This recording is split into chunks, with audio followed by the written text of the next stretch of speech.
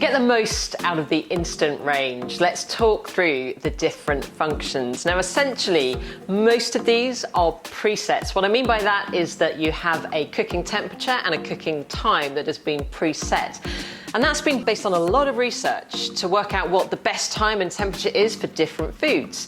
The first one we're actually going to start with, however, is one that is specific to the way in which it cooks, which is the grill function.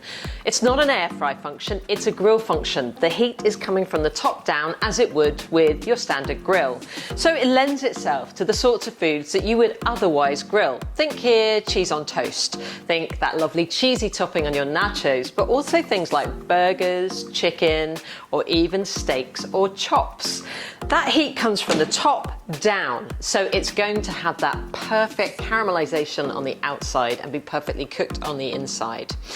Now, the other function, which is slightly different, is dehydrate. And I'm going to bring this one to your attention because it's one of the things that I love to use. It goes down to 54 degrees for a really long period of time. Now, the preset's 8 hours. You might need longer depending on how thick or juicy the fruit or vegetables that you're starting with are. But some perfect examples are lemons and limes.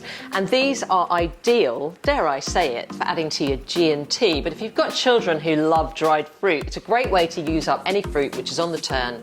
Just slice it thinly and pop it straight into your dehydrate 54 degrees C for 8 hours plus, and it will be great as a snack on the go. Now, the other functions, of course, you have roast, which is at 205 degrees C. And roast is great for any of the things that you would roast. Roast joints, for example, but again, you might choose to do things like your steak, your burgers, your chicken, or your chops using the roast function at 205. You've also got a bake function. Now, what sets this slightly apart is that with baking, you're not going to want to turn the food, so you won't be prompted to turn. However, it also has a preset at 176 degrees C, and that means it's absolutely perfect for things like pastries and cakes.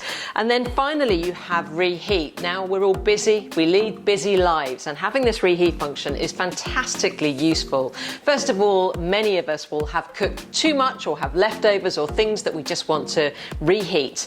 And this is set at 138 degrees C. The idea here is that ideally what you would have is a food thermometer. There are various of those on the market, but you pop your thermometer in when you believe the food has been preheated or heated for long enough, and check that it stays at 70 degrees C for 2 minutes, and then you have your meal preheated and safe and ready to eat.